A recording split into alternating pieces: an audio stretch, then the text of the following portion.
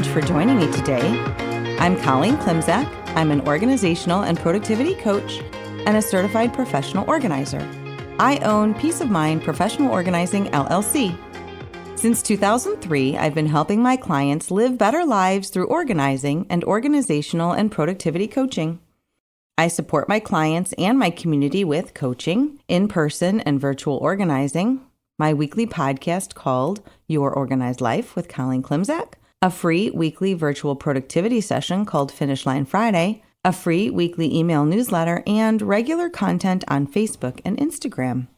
I also offer presentations and professional development to groups and companies. And coming soon, I will be launching a membership circle to support my community with even more coaching and productivity content.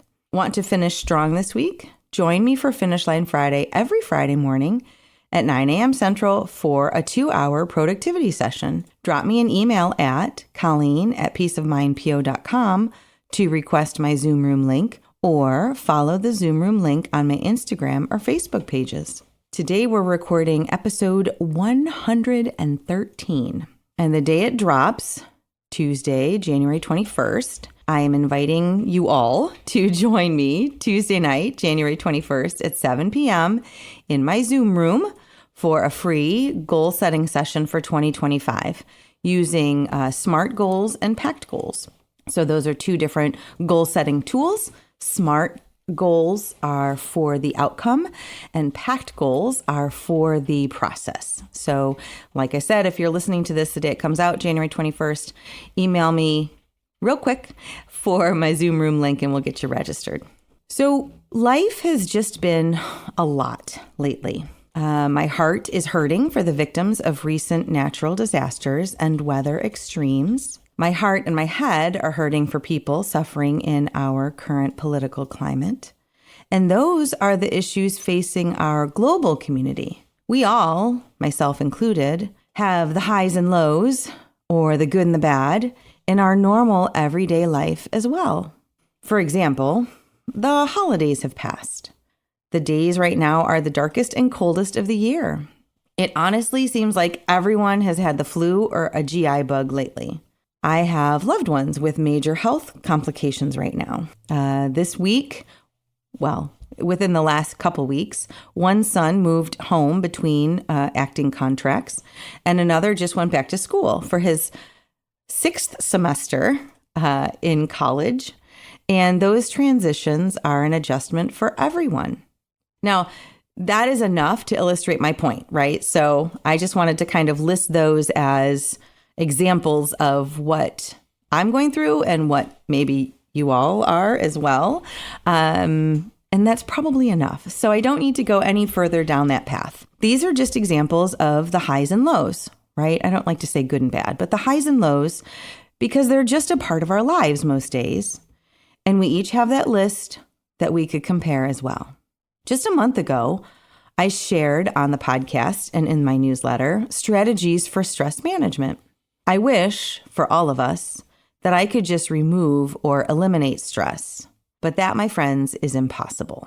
Life has just been a lot lately, right?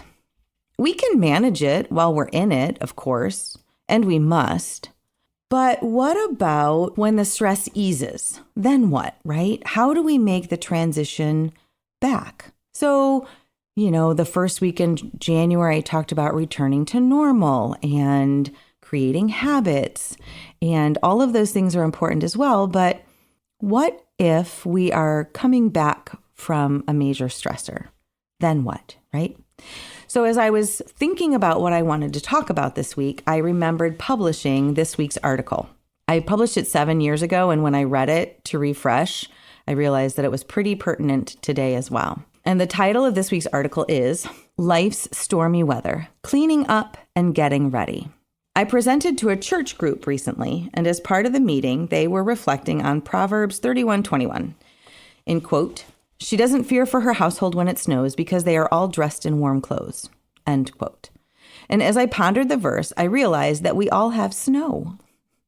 Some of us actual snow, and some of us metaphorical snow. But we all have difficult seasons in our life. This idea has been rolling around in my head these last few days as friends and family struggle with life's stormy weather and the cleanup afterwards. Even we Klimczaks are cleaning up from especially busy days and preparing for more busy times in the next few weeks. We all have to endure snow. And again, that's in quotes from the scripture. The stormy weather of life.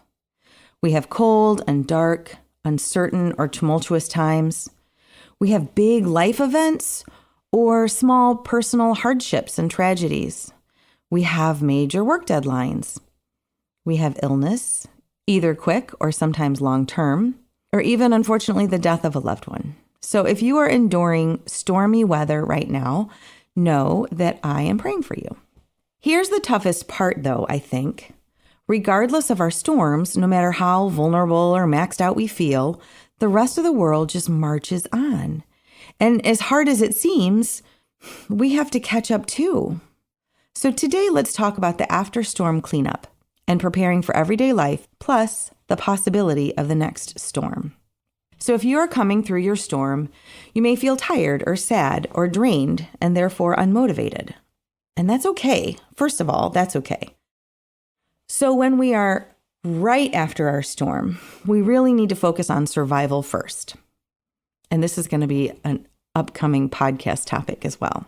So focusing on survival first.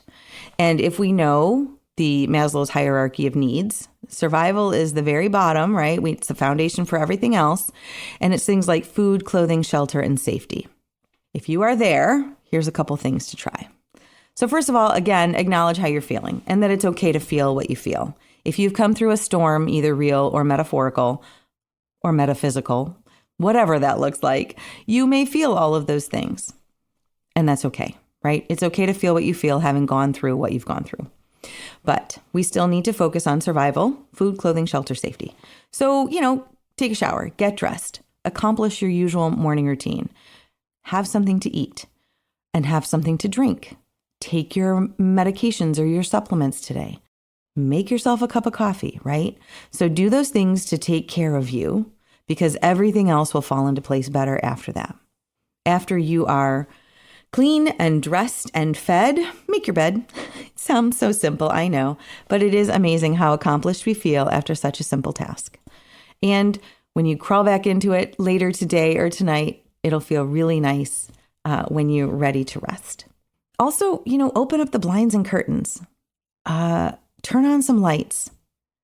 Close your eyes and bask in the daylight for a moment or two. That's one of my favorite things to do. My front living room windows face east. And so sometimes it's just nice to feel that sunlight on our face, especially if we've been going through some stuff. So maybe even crack a window open for some fresh air. Breathe deeply. And if the day is dark and gloomy and there's not sunshine out your front window, turn on some lights to get you moving. And then after survival, we look to maintenance. So maintenance tasks, right? And this is just about ourselves. It's not necessarily, work related or anything like that, but let's just return from that storm and start to rebuild, right? So next up is maintenance tasks. First thing, grab a notebook or your phone or your laptop or whatever it is that you use to jot yourself some notes.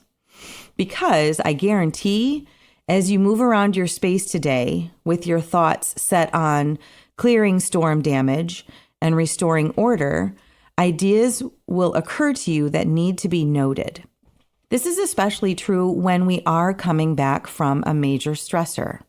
Those major stressors tend to squeeze out everything else from our focus.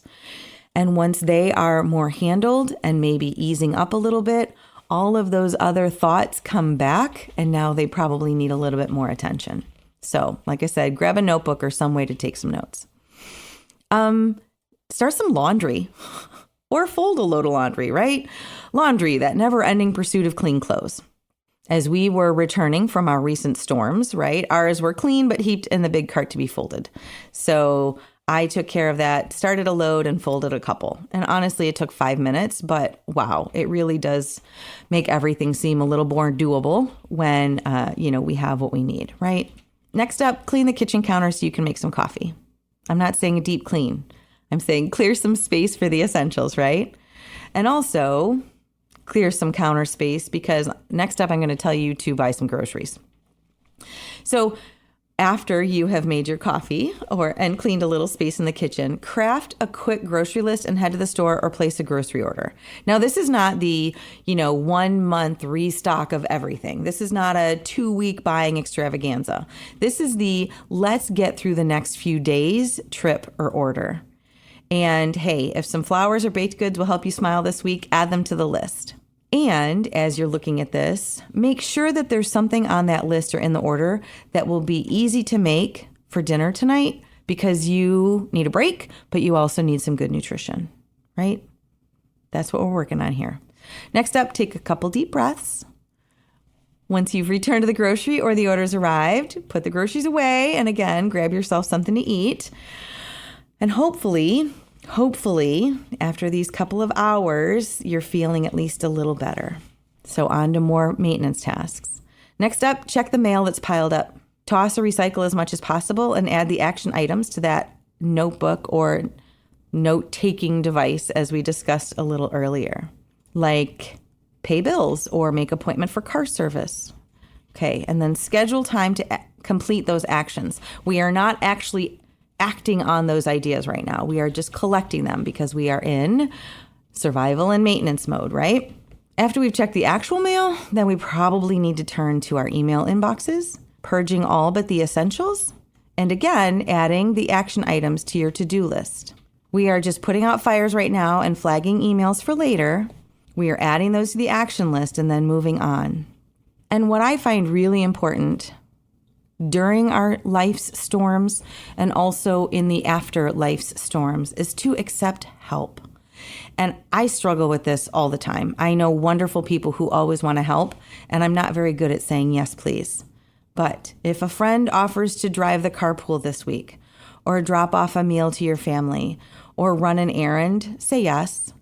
Say yes and say, how does Tuesday at 5 sound, right? Like be specific. And if there's something that you really need, that you know that you have people who are not going through a storm right now that could help you out with, please ask. Remember that sometimes the storm is ours and sometimes it's someone else's. So this time it might be your turn to accept help.